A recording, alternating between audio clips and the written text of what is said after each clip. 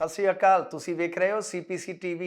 Ibrahim Lincoln ने एक बड़ी खूबसूरत गल कही सी कि जो दूसरिਆਂ ਨੂੰ आज़ादी नहीं दे सकते वो खुद भी आज़ादी मानण दे योग नहीं। मैं ये गल किस संदर्भ च कह रहा वा वो चंद मिनटां बाद क्लीयर हो जाएगी, पर उस तो पहला आप चर्चा करांगे दो बैनां दी। दो बैन ऐसे बैन जो पंजाबियों दे विच बड़े चर्चित होए, एक SYL गीत, एक ट्रैक्टर टू ट्विटर अकाउंट। ये वो अकाउंट सी जदों किसानी अंदोलन ਚੱਲਿਆ, खास तौर पर दिल्ली ਦੀਆਂ ਬਰੂਹਾਂ ਤੇ ਪਹੁੰਚਿਆ, सोशल मीडिया ਤੇ ਜਾਂ ਮੇਨ ਸਟ੍ਰੀਮ ਦੇ मीडिया के एक हिस्से दे विच जिस तरह इस अंदोलन के खिलाफत बहुत कुछ बोलिया जान लगा ਜਾਂ कह लो प्रापेगंडा किया जान लगा, तो उस वेले इस अकाउंट ते साडे पंजाबी नौजवानों ने बेहतरीन तरीके नाल आला तरीके दे नाल काउंटर किया सीगा और ये ट्रेंडिंग दे विच भी आए गाए बखाए। हुण असीं RTI लावांगे, पुछांगे कि भाई कहदी शिकायत ते या किहड़ी चीज़ है जो उन्हां दी कम्यूनिटी गाइडलाइन दे उल्ट गई जिस करके सारा एक्शन लिया गया। वो बाद की गल आ, जदों भी किते जवाब आया तो जरूर शेयर करांगे। पर हैरानगी की गल है कि साडे इत्थे जो सोशल मीडिया के प्लेटफॉर्म ने वो किस तरह काम करते हैं, उहदे ते जनता चर्चा बहुत घट करती। हालांकि सोशल मीडिया ते एक दूजे नूं ठूंगे बड़े मारे जाते हैं, तो वैसे भी लोग कहते जे मुखियां वाला ऑप्शन हुंदा ते पंजाबियां ने तो एक दूजे के बूथे भन दिया करने सीगे। जाबां दा भेड़ बहुत हुंदा है, पर की सोशल मीडिया रह गया है या बिल्कुल कंट्रोल्ड हो चुका है, आपां ये गल करांगे। उस तो पहला एक चर्चा करते हैं उस रिपोर्ट की जो नशर हुई सी वाल स्ट्रीट जर्नल दे विच, जिहदे च जिक्र है, जिहदे च इस गल दा खुलासा है कि भारतीय जनता पार्टी के नेतावां दीयां जिहड़ियां हेट स्पीचां ने उन्हां ते एक्शन ना लैके फेसबुक खास तौर पर उन्हां ते एक्शन वधेरे लैंदा आ जो नरेंद्र मोदी सरकार के आलोचक होंदे आ। और ये मामला जिहड़ा सीधे तौर पर कह लो कि कट्टड़पंथी हिंदूत्वी जिहड़े आ उन्हां दे पक्ष दा सीगा। तां इहदा नतीजा की निकलिया सीगा, अक्तूबर 2020 दे विच जो फेसबुक इंडिया की पब्लिक पॉलिसी हैड आंखी दास सीगी उन्हें कंपनी छड्डी सीगी। हालांकि पहला इन्होंने डिफेंड किया सी और ये बीबी आंखी दास इहदी भैन ABVP की अहुदेदार सी।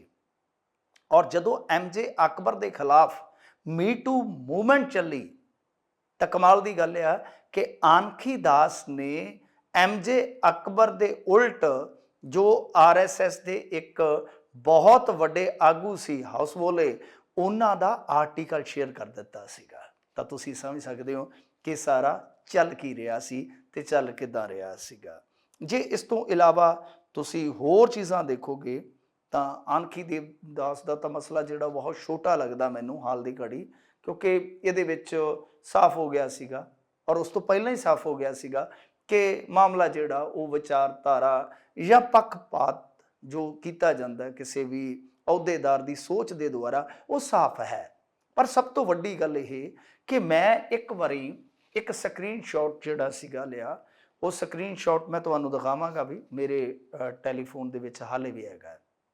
आ जिहड़ा स्क्रीन शॉट है जो तुसीं देख रहे हो, ये स्क्रीन शॉट जिहड़ा है ये लिया गया सीगा बहुत लंबा समा पहला। तो इस स्क्रीन शॉट दे विच जे तुसीं देखोगे जय शाह जिहड़े आ ये BCCI के सैकटरी बनते आ 2019 दे विच।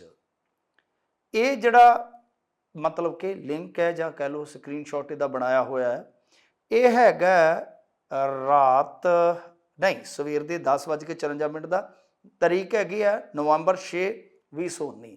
तो अक्तूबर दे विच मेरे ख्याल दे नाल जय शाह जिहड़ा वो BCCI दे विच बैटिंग करना आ जाता है। वैसे इन्हें उस तो पहला एक कंपनी भी तुहानूं पता ना बड़ी तां दी तां खड़ी सीगी।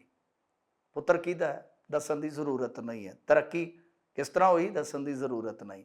तो जिहड़ा ये तुहानूं दिखा रहे सीगे असीं स्क्रीन ते दिखाउण दा मंतव की है, हालांकि पूरे तुसीं गौर नाल नहीं देखोगे, ये जदों दा है उस वेले एक फॉलोइंग है इस अकाउंट तो ते 27 फॉलोअर आ, जबकि मेरे ख्याल दे नाल कोई ट्वीट नहीं है, शायद कोई कदा ਕੋਈ ਟਵੀਟ ਹੋਵੇ ਤੇ ਕਹਿ ਸਕਦੇ ਆ ਕਿ ਬਈ ਸ਼ਾਇਦ ਜੈ ਸ਼ਾਹ ਨੇ ਉਂਗਲਾਂ ਨੂੰ ਤਕਲੀਫ ਦਿੱਤੀ ਹੋਵੇ, ਪਰ ਬਾਵਜੂਦ ਇਸ ਦੇ ਜਦੋਂ ਇਸ ਨੂੰ ਜ਼ੂਮ ਕਰਕੇ ਦੇਖਾਂਗੇ ਤੇ ਇਹਦੇ ਵਿੱਚ ਆ ਜਿਹੜਾ ਬਲੂ ਠੀਫਾ ਜਿਹੜਾ ਹੈ, ਆ ਬਲੂ ਠੀਫਾ ਨਜ਼ਰ ਆਏਗਾ। ਤੁਸੀਂ ਦੇਖ ਸਕਦੇ ਹੋ ਸਕਰੀਨ ਤੇ ਕਿ ਬਲੂ ਠੀਫਾ ਲੱਗਾ ਹੋਇਆ ਵੈਰੀਫਾਈਡ ਅਕਾਊਂਟ ਹੈ, ਜਦ ਕਿ ਇਸ ਅਕਾਊਂਟ ਦੇ ਵਿੱਚ ਜੇ ਤੁਸੀਂ ਦੇਖੋਗੇ ਤਾਂ ਮਹਿਜ਼ 27 ਫਾਲੋਅਰ ਹੈ। ਕਿ ਇਹ ਜੋ ਇਹਨਾਂ ਦੀਆਂ ਸ਼ਰਤਾਂ ਨੇ ਜਾਂ ਇਹ ਕਮਿਊਨਿਟੀ ਗਾਈਡਲਾਈਨ ਦੀ ਗੱਲ ਕਰਦੇ ਆ ਕਿ ਸਾਡੀ ਕਮਿਊਨਿਟੀ ਗਾਈਡਲਾਈਨ ਦੇ ਵਿੱਚ ਇਹ ਹੁੰਦਾ ਜੀ ਉਹ ਹੁੰਦਾ, ਕਿ ਇਹ ਜੈ ਸ਼ਾਹ ਵਾਸਤੇ ਬਦਲਦੀਆਂ ਰਹਿੰਦੀਆਂ ਨੇ ਚੀਜ਼ਾਂ, ਜਿੱਥੇ ਇਹ ਸਾਰਾ ਕੁਝ ਕੀਤਾ ਜਾਂਦਾ। ਔਰ ਮੈਂ ਤੁਹਾਡੇ ਲਈ ਇੱਕ ਹੋਰ ਜਾਣਕਾਰੀ ਦੇ ਦੇਵਾਂ ਕਿ ਬਹੁਤ ਸਾਰੇ ਅੰਬੇਦਕਰਵਾਦੀ ਜਾਂ ਜਿਹੜੇ ਐਸਸੀ ਭਾਈਚਾਰੇ ਨੂੰ ਕੌਮੀ ਪੱਧਰ ਤੇ ਕਹਿ ਲਓ ਕਿ ਡਿਫੈਂਡ ਹੀ ਨਹੀਂ ਕਰਦੇ, ਬਲਕਿ ਪੇਸ਼ ਕਰਦੇ ਆ ਆਪਣੇ ਤਰਕਾਂ ਦੇ ਨਾਲ, ਦਲੀਲਾਂ ਦੇ ਨਾਲ। ਤਾਂ ਬਹੁਤ ਸਾਰੇ ਇਸ ਤਰ੍ਹਾਂ ਦੇ ਜਿਹੜੇ ਕਿ ਆਪਾਂ ਕਹਿ ਸਕਦੇ ਹਾਂ ਕਿ ਐਸਸੀ ਭਾਈਚਾਰੇ ਦੇ ਲੀਡਰ ਜਿਹੜੇ ਆ ਉਹਨਾਂ ਦੇ ਨਾਲ, ਚਾਹੇ ਉਹ ਬਲੂ ਠੀਫਾ ਹੋਵੇ, ਇਹ ਜਿਹੜਾ ਵੈਰੀਫਾਈਡ ਨਿਸ਼ਾਨ ਆ, ਉਹ ਦੇਣ ਜਾਂ ਝਟਕਣ ਵਾਪਸ ਵੀ ਲੈ ਲੈਂਦੇ ਆ ਨਾ। ਇਹ ਦੋਨਾਂ ਮਾਮਲਿਆਂ 'ਚ ਕਿਤੇ ਨਾ ਕਿਤੇ ਇਹੀ ਟਵਿੱਟਰ ਜਿਹੜਾ ਹੈ ਉਹ ਪੱਖਪਾਤ ਕਰਦਾ ਨਜ਼ਰ ਆਏਗਾ। ਔਰ ਟਵਿੱਟਰ ਅਕਾਊਂਟ ਤੁਸੀਂ ਦੇਖਿਆ ਹੋਣਾ, ਐਲਨ ਮਸਕ ਨੇ ਇੱਕ ਪਿੱਛੇ ਜਿਹੇ ਡੀਲ ਦਾ ਐਲਾਨ ਕੀਤਾ ਸੀਗਾ, ਤਾਂ ਉਹਨੇ ਕਿਹਾ ਸੀਗਾ ਕਿ ਮੈਂ ਜਿਹੜੇ ਫੇਕ ਅਕਾਊਂਟ ਆ ਡਿਲੀਟ ਕਰੂੰਗਾ। ਬੜਾ ਰੌਲਾ ਪਿਆ ਸੀਗਾ। ਉਸ ਤੋਂ ਵੀ ਜੇ ਪਿੱਛੇ ਚਲੇ ਜਾਓਗੇ, ਯਾਦ ਹੋਣਾ ਤੁਹਾਨੂੰ ਰਿਹਾਨਾ ਨੇ ਟਵੀਟ ਕੀਤਾ ਸੀਗਾ, ਜੈਕ ਡਾਰਸੀ ਨੇ ਬੜੇ ਵੱਡੇ ਪੱਧਰ ਤੇ ਜਾ ਕੇ ਉਹ ਲਾਈਕ ਮਾਰੇ। ਹੁਣ ਤੁਹਾਨੂੰ ਪਤਾ ਹੈ ਜਦੋਂ ਤੁਸੀਂ ਕਿਸੇ ਦੀ ਪੋਸਟ ਤੇ ਜਾ ਕੇ ਲਾਈਕ ਮਾਰੋਗੇ, ਆ ਦਿਲ ਜਿਹਾ ਦੇ ਦਿੰਦੇ ਹੋ, ਕਈ ਵਾਰ ਹਾਰਟ ਦੇ ਦਿੰਦੇ ਆਪਾਂ, ਤੇ ਜੇ ਤੁਹਾਡੀ ਬੀਵੀ ਤੁਹਾਡੇ ਨਾਲ ਹੀ ਹੈ ਫਰੈਂਡ ਲਿਸਟ ਦੇ ਵਿੱਚ ਤੇ ਉਹਨੂੰ ਵੀ ਪਤਾ ਲੱਗ ਜਾਣਾ, ਨੋਟੀਫਿਕੇਸ਼ਨ ਜਿਹਾ ਚਲੇ ਜਾਂਦਾ ਹੈ ਨਾ ਕਿ ਫਲਾਣੇ ਨੇ ਫਲਾਣੇ ਨੂੰ ਹਾਰਟ ਦਿੱਤਾ, ਬਚ ਕੇ ਜ਼ਰਾ। ਤਾਂ ਇਸ ਤਰ੍ਹਾਂ ਮਤਲਬ ਕਿ ਇਹ ਸਮਝਿਆ ਗਿਆ ਕਿ ਜੈਕ ਡਾਰਸੀ ਇੱਕ ਤਰ੍ਹਾਂ ਨਾਲ ਉਹਨੂੰ ਸਮਰਥਨ ਦੇ ਰਹੇ ਸੀਗੇ। ਤਾਂ ਜੈਕ ਡਾਰਸੀ ਬਾਰੇ ਫਿਰ ਤੁਹਾਨੂੰ ਪਤਾ ਹੀ ਹੈ ਕਿ ਕਿੱਦਾਂ ਪ੍ਰਚਾਰਿਆ ਗਿਆ ਕਿ ਵਾਮਪੰਥੀ ਹੈ, ਫਲਾਂ ਆ, ਟਮਕਾ ਹੈ। ਪਰ ਉਸ ਤੋਂ ਬਾਅਦ ਟਵਿੱਟਰ ਦੇ ਨਾਲ ਸਿੰਘ ਫਸ ਗਏ ਇੰਡੀਅਨ ਗਵਰਨਮੈਂਟ ਦੇ। ਇਹਨਾਂ ਨੇ ਕਿਹਾ ਕਿ ਕੁਝ ਅਕਾਊਂਟ ਜਿਹੜੇ ਸੀਗੇ ਇਸ ਸਾਲ ਦੀ ਸ਼ੁਰੂਆਤ ਦੇ ਵਿੱਚ ਕਿ ਇਹ ਅਕਾਊਂਟ ਡਿਲੀਟ ਕਰੋ, ਤਾਂ ਉਹ ਅੜ ਗਏ ਸਨ। ਇਹ ਤੁਸੀਂ ਦੇਖਿਆ ਹੋਣਾ ਬਹੁਤ ਜ਼ਿਆਦਾ ਰੌਲਾ ਜਿਹੜਾ ਉਹ ਇੰਟਰਨੈਸ਼ਨਲ ਅਖਬਾਰਾਂ ਨੇ ਵੀ ਕਵਰ ਕੀਤਾ ਸੀਗਾ। ਪਰ ਉਸ ਤੋਂ ਬਾਅਦ ਹੌਲੀ ਹੌਲੀ ਭਾਰਤ ਸਰਕਾਰ, ਕਿਉਂਕਿ ਬਹੁਤ ਵੱਡਾ ਬਾਜ਼ਾਰ ਰੱਖਦੀ ਹੈ, ਭਾਰਤ ਸਰਕਾਰ ਇਹਨਾਂ ਸੋਸ਼ਲ ਮੀਡੀਆ ਦੇ ਪਲੇਟਫਾਰਮਾਂ ਤੇ ਹਾਵੀ ਹੁੰਦੀ ਨਜ਼ਰ ਆਈ। ਔਰ ਕੱਲ ਭਾਰਤ ਸਰਕਾਰ ਨੇ, ਜਦੋਂ ਅਸੀਂ ਗੱਲਬਾਤ ਕਰ ਰਹੇ ਹਾਂ, ਇਸ ਗੱਲਬਾਤ ਨੂੰ ਤੁਹਾਡੇ ਵਾਸਤੇ ਪੇਸ਼ ਕਰਨ ਜਾ ਰਹੇ ਹਾਂ, ਤਾਂ ਉਸ ਤੋਂ 1-2 ਦਿਨ ਪਹਿਲਾਂ ਭਾਰਤ ਸਰਕਾਰ ਨੇ ਟਵਿੱਟਰ ਨੂੰ ਸਾਫ਼ ਤੌਰ ਤੇ ਚੇਤਾਵਨੀ ਦੇ ਦਿੱਤੀ ਸੀ ਕਿ ਜੇ ਤੁਸੀਂ ਸਾਡੇ ਆਖੇ ਕਾਰਵਾਈ ਨਹੀਂ ਕਰੋਗੇ ਤਾਂ ਫਿਰ ਜੋ ਮੀਡੀਏਟਰੀ ਦਾ ਦਰਜਾ ਹੁੰਦਾ ਫਿਰ ਦੇਖਾਂਗੇ ਉਹਦੇ ਨਾਲ ਕੀ ਕਰਨਾ ਹੈ। ਸੋ ਇਸ ਤਰ੍ਹਾਂ ਚੱਲਦਾ ਹੈ ਸਾਰਾ ਕੁਝ। ਤਾਂ ਬਹਰਹਾਲ SYL ਦਾ ਗੀਤ ਬੈਨ ਕਰ ਦਿੱਤਾ ਗਿਆ। ਪਰ ਹੈਰਾਨਗੀ ਦੀ ਗੱਲ ਹੈ, ਮੈਂ ਇਹਨੇ ਗੀਤ ਸੁਣਦਾ ਨਹੀਂ ਵੈਸੇ ਤਾਂ, ਪਰ ਜਦੋਂ ਮੈਂ ਜਾ ਕੇ YouTube ਤੇ ਸਰਚ ਕੀਤਾ SYL, ਤਾਂ ਇਹ ਗਾਣਾ ਸਿੱਧੂ ਮੂਸੇਵਾਲੇ ਦਾ, ਜਿਹੜਾ ਸਿੱਧੂ ਮੂਸੇਵਾਲਾ ਆਫੀਸ਼ੀਅਲ ਅਕਾਊਂਟ ਆ, ਉੱਥੋਂ ਵੈਨ ਆ। ਪਰੰਤੂ ਜੇ ਤੁਸੀਂ ਹਰਿਆਣਵੀ ਸਿੰਗਰਾਂ ਦੇ ਦੇਖੋਗੇ ਜਿਨ੍ਹਾਂ ਦੇ ਗਾਣੇ ਉਕਸਾਵੇ ਤੋਂ ਘੱਟ ਨਹੀਂ ਹੈਗੇ ਉਹ, ਕਿਉਂਕਿ ਹਰਿਆਣਵੀ ਭਾਸ਼ਾ ਬਹੁਤ ਈਜ਼ੀਲੀ ਸਮਝੀ ਜਾ ਸਕਦੀ ਹੈ, ਤਾਂ ਉਹਨਾਂ ਦੇ ਗੀਤ ਜਿਹੜੇ ਜਵਾਬ ਦੇ ਰੂਪ ਦੇ ਵਿੱਚ ਆਏ ਨੇ ਉਹ ਸਾਫ਼ ਤੌਰ ਤੇ ਤੁਸੀਂ ਉੱਥੇ ਪਏ ਦੇਖ ਸਕਦੇ ਹੋ। ਹੁਣ ਉਹ ਬੈਨ ਕੀਤੇ ਗਏ, ਹੁਣ ਤਾਂ ਗੱਲ ਵੱਖਰੀ ਹੈ, ਪਰ ਅੱਜ ਤੋਂ 3-4 ਦਿਨ ਪਹਿਲਾਂ ਉਹ ਰਿਪਲਾਈ ਉਸੇ ਤਰ੍ਹਾਂ ਹੀ ਪਏ ਸੀਗੇ ਕਿ ਤੁਪਕਾ ਛਾਡੋ ਪਾਣੀ ਪੂਰਾ ਲੈਵਾਂਗੇ, ਕੁਛ ਇਸ ਤਰ੍ਹਾਂ ਦੇ ਗੀਤ ਆ, ਆਧਾ ਛੋੜੋ ਪੂਰਾ ਲੈਵਾਂਗੇ। ਸੋ ਇਸ ਤਰ੍ਹਾਂ ਦੇ ਗੀਤ ਜਿਹੜੇ ਰਿਪਲਾਈ ਦੇ ਵਿੱਚ ਪਏ ਨੇ ਉਹ ਉੱਥੇ ਅੱਜ ਵੀ ਸ਼ਾਇਦ ਮੌਜੂਦ ਹੋਣਗੇ, ਤੁਸੀਂ ਜਾ ਕੇ ਚੈੱਕ ਕਰ ਲੈਣਾ। ਉਹਨਾਂ ਦੇ ਵਿੱਚੋਂ ਇੱਕ ਗਾਇਕ ਸ਼ਾਇਦ ਜੀਵਨਪੁਰੀਆ ਸੀਗਾ, ਉਹਨੇ ਵੀ ਗੀਤ ਗਾਇਆ ਸੀਗਾ। ਤਾਂ ਉਸ ਗੀਤ ਦੇ ਵਿੱਚ ਇੱਕ ਬਜ਼ੁਰਗ ਜੋ ਕਿਸਾਨ ਅੰਦੋਲਨ ਦੇ ਦੌਰਾਨ ਬੜਾ ਭਾਵਕ ਹੋਇਆ ਸੀਗਾ, ਜਿਸ ਨੇ ਕਿਹਾ ਸੀਗਾ ਕਿ ਸਾਡੇ ਦਿਲ ਨੂੰ ਹੌਲ ਪੈਂਦੇ ਨੇ ਕਿ ਸਾਡਾ ਵੱਡਾ ਭਰਾ ਸਰਦ ਰਾਤਾਂ ਦੇ ਵਿੱਚ ਠੰਡ ਦੇ ਨਾਲ ਠਠੁਰ ਰਿਹਾ ਹੈ, ਤਾਂ ਅਸੀਂ ਕਿਵੇਂ ਘਰਾਂ 'ਚ ਰਜਾਈਆਂ ਤਾਣ ਕੇ ਸੌਂ ਜਾਈਏ। ਤਾਂ ਉਹ ਫੁਟੇਜ ਇਹਨੇ ਯੂਜ਼ ਕਰ ਲਈ, ਜਦ ਕਿ ਉਹ ਇੱਕ ਵੱਖਰੀ ਕਿਸਮ ਦੀ ਭਾਵੁਕਤਾ ਸੀਗੀ, ਇੱਕ ਵੱਖਰਾ ਸੰਦਰਭ ਸੀਗਾ ਤਾਂ ਉਹਨੇ ਜਿਹੜੀ ਉਹ ਫੁਟੇਜ ਯੂਜ਼ ਕੀਤੀ, ਉਹਦੇ ਵਾਸਤੇ ਇੱਕ ਮੀਡੀਆ ਹਾਊਸ ਨੇ ਉਹਨੂੰ 1 ਕਰੋੜ ਦਾ ਨੋਟਿਸ ਵੀ ਭੇਜਿਆ ਹੋਇਆ ਹੈ। ਸੋ ਇਹ ਪੱਖਪਾਤ ਇਹ ਸਭ ਨੂੰ ਪਤਾ ਹੀ ਹੈ ਕਿ ਕਿਸ ਤਰ੍ਹਾਂ ਚੱਲਦਾ ਪਿਆ। ਜ਼ੁਬੈਰ ਨੂੰ ਅਰੈਸਟ ਕਰ ਲਿਆ ਜਾਂਦਾ ਹੈ। ਜ਼ੁਬੈਰ ਨਿਊਜ਼ ਆਲਟ ਵਾਲਾ, ਨਿਊਜ਼ ਆਲਟ ਦਾ ਕੀ ਕੰਮ ਆ ਕਿ ਝੂਠ ਦਾ ਪਰਦਾਫਾਸ਼ ਕਰਨਾ, ਜਿਹੜਾ ਕਿ ਇਹਨਾਂ ਦੇ ਝੂਠਾਂ ਨੂੰ ਵਾਰ-ਵਾਰ ਨੰਗਿਆ ਕਰ ਰਿਹਾ ਸੀਗਾ। ਜ਼ੁਬੈਰ ਟੰਗ ਦਿੱਤਾ। ਕਿਉਂ? ਕਿਉਂਕਿ 4 ਸਾਲ ਪਹਿਲਾਂ ਉਹਨੇ ਕਿਸੇ ਫਿਲਮ ਦਾ ਕੁਝ ਹਿੱਸਾ ਜਿਹੜਾ ਉਹ ਟਵੀਟ ਕੀਤਾ ਸੀਗਾ। 4 ਸਾਲ ਪੁਰਾਣਾ ਟਵੀਟਰ ਤੇ ਟਵੀਟ ਕੱਢ ਕੇ ਉਹਦੀ ਇੱਕ ਫੇਕ ਅਕਾਊਂਟ ਤੋਂ ਕੰਪਲੇਂਟ ਕੀਤੀ ਜਾਂਦੀ ਹੈ। ਉਸੇ ਫੇਕ ਅਕਾਊਂਟ ਦੀ ਕੰਪਲੇਂਟ ਤੇ ਉਹਦੇ ਖਿਲਾਫ ਮਾਮਲਾ ਦਰਜ ਹੁੰਦਾ ਹੈ ਤੇ ਉਹਨੂੰ ਅੱਜ ਵੀ ਧੂਆ ਘੜੀਸ ਤੋਂ ਸਹਿਣੀ ਪੈ ਰਹੀ ਹੈ। ਪਰ ਦੂਸਰੇ ਪਾਸੇ ਜਿਸ ਸੰਦਰਭ ਦੇ ਵਿੱਚ ਆਪਾਂ ਗੱਲ ਕਰ ਰਹੇ ਹਾਂ ਨੂਪਰ ਸ਼ਰਮਾ, ਕਿ ਦੇਖੋ ਪੱਖਪਾਤ ਕਿੱਦਾਂ ਹੁੰਦਾ ਹੈ। ਨੂਪਰ ਸ਼ਰਮਾ ਜਿਹਨੂੰ ਸੁਪਰੀਮ ਕੋਰਟ ਨੇ ਬਹੁਤ ਲਾਹਣਤਾਂ ਪਾਈਆਂ, ਸੁਪਰੀਮ ਕੋਰਟ ਨੇ ਜਿਹਨੂੰ ਫਟਕਾਰਿਆ ਰੱਜ ਕੇ ਕਿ ਇਸ ਦੇਸ਼ ਨੂੰ ਅਸ਼ਾਂਤ ਕਰਨ ਦੀ ਵਜ੍ਹਾ ਹੀ ਤੂੰ ਹੈ, ਤਾਂ ਉਸ ਨੂਪਰ ਸ਼ਰਮਾ ਦਾ ਮਸਲਾ ਕੱਢਣ ਵਾਲਾ ਜ਼ੁਬੈਰ ਜਿਹੜਾ ਹੈ ਉਹ ਜੇਲ੍ਹ ਦੇ ਵਿੱਚ ਆ, ਕਿਉਂਕਿ ਉਹਨੇ ਮਸਲਾ ਕੱਢਿਆ ਸੀਗਾ।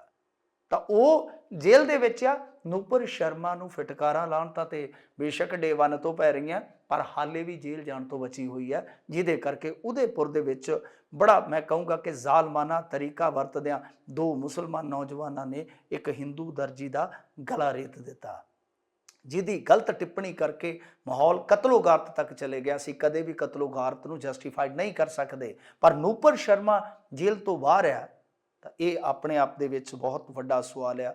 ਇਹ ਸਵਾਲ ਆਜ਼ਾਦੀ ਤੇ ਵੀ ਹੈ, ਸਾਡੀ ਆਜ਼ਾਦੀ ਤੇ ਵੀ ਹੈ, ਔਰ ਇਹ ਸਵਾਲ ਸਾਡੀ ਨਿਰਪੱਖਤਾ ਤੇ ਵੀ ਹੈ। ਤਾਂ ਆਜ਼ਾਦੀ ਦੇ ਮਾਇਨੇ ਤੁਸੀਂ ਸੁਣੀ ਲੈ ਕਿ ਲਿੰਕਨ ਸਾਹਿਬ ਨੇ ਕਿੱਦਾਂ ਦੇ ਦਿੱਤੇ ਸੀ, ਔਰ ਇਹ ਫਿਲਿਪ ਨੇ ਵੀ ਇੱਕ ਬਹੁਤ ਖੂਬਸੂਰਤ ਗੱਲ ਕਹੀ ਸੀ ਕਿ ਆਜ਼ਾਦੀ ਕਦੇ ਵੀ ਸਾਨੂੰ ਦਿੱਤੀ ਨਹੀਂ ਜਾਂਦੀ, ਆਜ਼ਾਦੀ ਹਮੇਸ਼ਾ ਜਿੱਤੀ ਜਾਂਦੀ ਹੈ।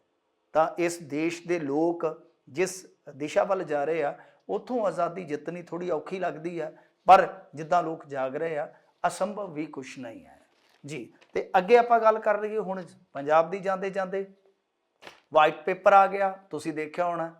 ਵਾਈਟ ਪੇਪਰ ਦੇ ਵਿੱਚ ਇਹਨਾਂ ਨੇ ਸਾਰਾ ਕੁਝ ਦੱਸਿਆ ਕਿ ਕਿਸ ਤਰ੍ਹਾਂ ਜਿਹੜਾ ਰੰਗਲਾ ਪੰਜਾਬ ਆ ਉਹ ਕਰਜ਼ੇ ਦੇ ਪਿੰਜੇ 'ਚ ਪਿੰਜਿਆ ਪਿਆ, ਜਿਵੇਂ ਰੂੰ ਪਿੰਜੀਦਾ ਹੈ ਨਾ, ਉਹ ਫਿਲਮ ਦਾ ਡਾਇਲੋਗ ਸੀਗਾ ਕਿ ਤੈਨੂੰ ਐ ਪਿੰਜਾਂਗਾ ਜਿਵੇਂ ਪਿੰਜਾ ਰੂੰ ਪਿੰਜਦਾ ਹੈ।